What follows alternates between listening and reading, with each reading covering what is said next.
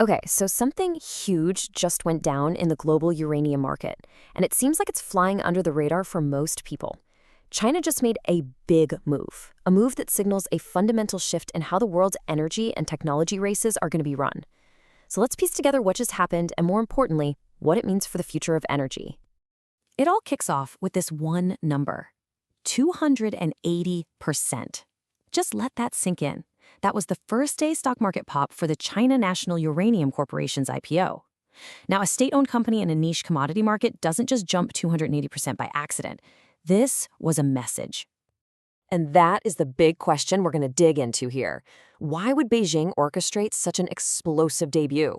Well, the answer reveals a pretty complex strategy, one that involves secret resource discoveries, advanced new technology, and the one thing that is set to define this century: the absolutely insatiable energy demand of artificial intelligence.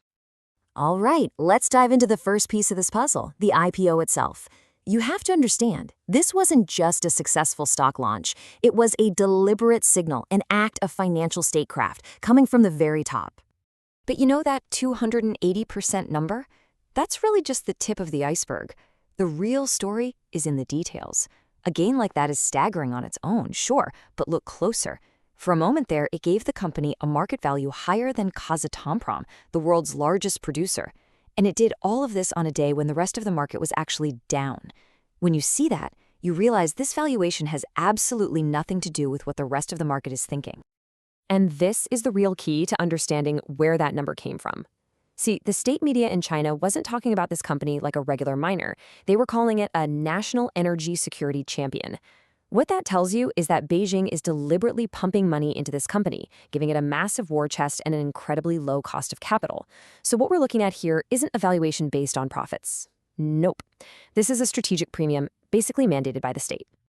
So all that financial muscle, it's being backed up by something even more fundamental: a quiet revolution in China's own resource base. For decades, the big assumption was that China just didn't have much uranium. Well, that assumption, it's completely wrong now. Think about it like this. For the longest time, when you thought of Chinese uranium, you pictured these small, super expensive hard rock mines down south. But that's the old story. The entire game has now shifted to these massive sandstone basins up in the north. We're talking about a complete pivot from high-cost, limited-scale mining to a new era of low-cost, low-impact, and just unbelievably massive production. And when I say massive, I am not kidding. State surveys are now predicting over 2.8 million tons of uranium resources in these northern basins.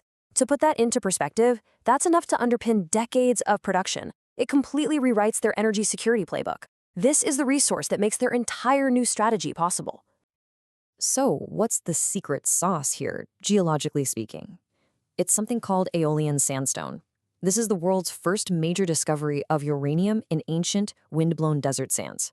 The rock itself is super permeable, almost like a giant sponge, which makes it absolutely perfect for the cheapest, most efficient kind of uranium mining out there. Okay, so let's recap.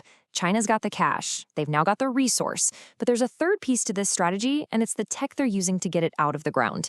And, well, they're not planning on keeping it to themselves. So at their big flagship project, the National Uranium No.1 project, they're rolling out what they're calling third generation in situ recovery, or ISR. But don't think of this as just a mine. It's way more of a high-tech system.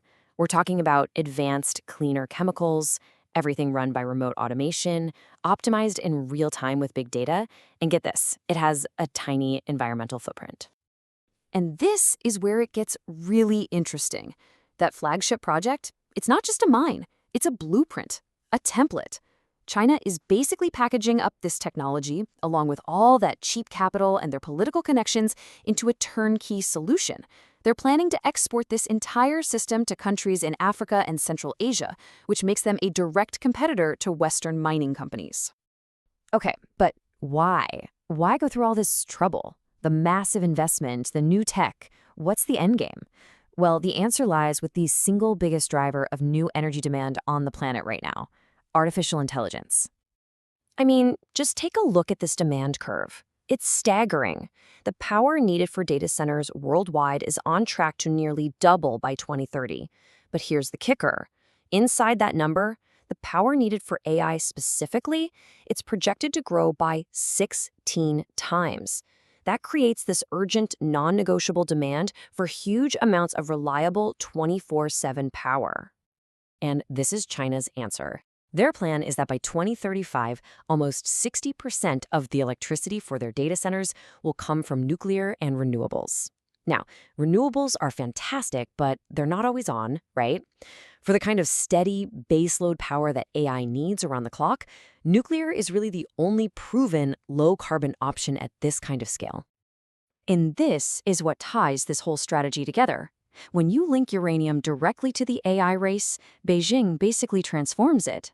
It's no longer just a commodity. It becomes a matter of national technological sovereignty. It means that winning in AI is a must-have, so securing the power for it is also a must-have. It's that simple. So let's step back. What happens when you put all these pieces on the board at once? You've got the overfunded state champion, this huge new domestic resource, the exportable tech, and that unstoppable demand from AI. What you get is a fundamental rewriting of the global rules for this market. And this slide right here really says it all. For years, everyone just saw China as a passive buyer, a price taker on the open market. That era, it's over. China is now moving to become a strategic player, a potential price maker, and they're becoming more and more self-sufficient, all while getting ready to export their technology and their capital.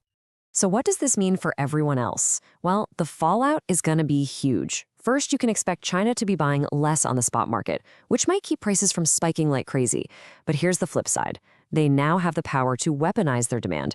Think about it. They can just step back when prices are high, let others struggle, and then swooping to buy up assets when they crash. We're looking at a brand new, powerful, state-backed competitor and a global market that's about to get a whole lot more political.